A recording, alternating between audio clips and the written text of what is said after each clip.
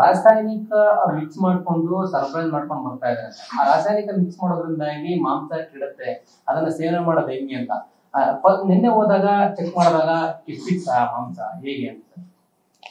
ಈಗ ಪ್ರಾಥಮಿಕ ವರದಿಯಲ್ಲಿ ಅದು ಕೆಮಿಕಲ್ಸ್ ಹಾಕಿರೋದು ನಮ್ಗೇನೋ ರಿಪೋರ್ಟ್ ಬಂದಿಲ್ಲ. ಬಟ್ ಕೆಮಿಕಲ್ ಅನಾಲಿಸಿಸ್ ಅಲ್ಲಿ ನಾವೇನು ಡೀಟೇಲ್ಡ್ ಅನಾಲಿಸಿಸ್ ಮಾಡಿಸ್ತೀವಿ ಅದರಲ್ಲಿ ಯಾವ ಕೆಮಿಕಲ್ ಇದೆ ಅಂತ ಬರುತ್ತೆ. ಈಗ ನಮ್ಮ FSSAI ರೆಗ್ಯುಲೇಷನ್ಸ್ ಪ್ರಕಾರ ಏನ್ ಇರಬೇಕು ಅದು ಮೀರಿ ಏನಾರ ಇತ್ತು ಅಂದ್ರೆ ಅನ್ಸೇಫ್ ಬರುತ್ತೆ. ಅನ್ಸೇಫ್ ಬಂದಾಗ ನಾವು ಲೀಗಲ್ ಸ್ಯಾಂಪಲ್ ತೆಗಿಯಕ್ಕೆ ಹೇಳಿದ್ದೀನಿ. ನಾವು JMFC ಕೋರ್ಟ್ ಅಲ್ಲಿ ಅವ್ರ ವಿರುದ್ಧ ಕೇಸ್ ಹಾಕ್ತಿವಿ, ಲೈಸೆನ್ಸ್ ಪರವಾನಗಿನ ರದ್ದು ಮಾಡ್ತೀವಿ.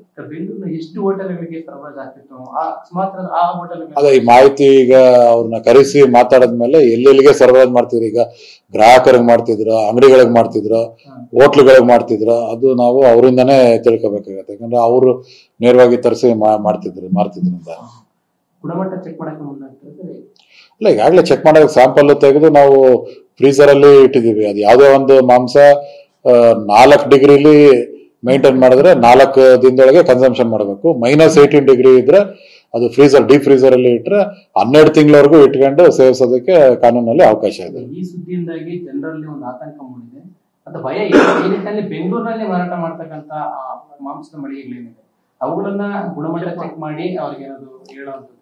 ಈಗ ಯಾರು ಯಾವ ದುರುದ್ದೇಶದಿಂದ ನಾಯಿ ಮಾಂಸ ಅಂತ ಹೇಳಿದಾರೆ ಅನ್ನೋದು ನನಗೆ ಗೊತ್ತಿಲ್ಲ. ಅದು ಮೇಲ್ನೋಟಕ್ಕೆ ಈಗ ಅದು ನಾಯಿ ಮಾಂಸ ತರ ಕಾಣಲ್ಲ, ಅದು ಮೇಕೆ ಮಾಂಸ ಅಂತ ಹೇಳಿ ಇವನ್ ಹಾರ್ಟಿಕಲ್ಚರ್ ಅನ್ನೋ ಒಂದು ಸರ್ಟಿಫಿಕೇಟ್ ಕೊಟ್ಟಿದಾರಂತೆ.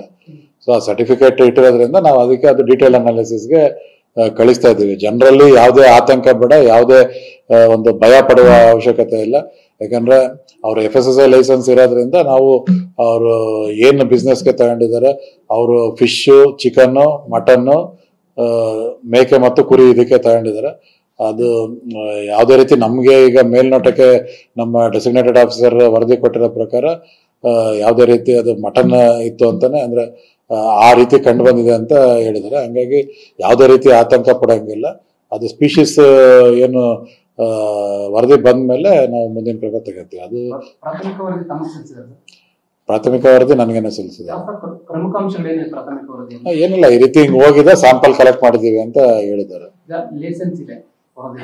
ಇಲ್ಲ, ಅದು ಅಂದ್ರೆ ಅದನ್ನ ಈಗ ಇವ್ರನ್ನ ಕರೆದು ನಾವು ಕೇಳ್ಬೇಕಾಗ್ತದೆ. FSSAI ಇಂದ 12 ಜನ ಲೈಸೆನ್ಸ್ ತಗೊಂಡಿದ್ದಾರೆ. ಅಲ್ಲ, ಕನ್ಫರ್ಮ್ ಆಗಿಲ್ಲ. ಮೇಲ್ನೋಟಕ್ಕೆ ಅದು ನೋಡಿದಾಗ ಮಟನ್ ತರ ಇದೆ ಅಂತ ಹೇಳಿದ್ದಾರೆ.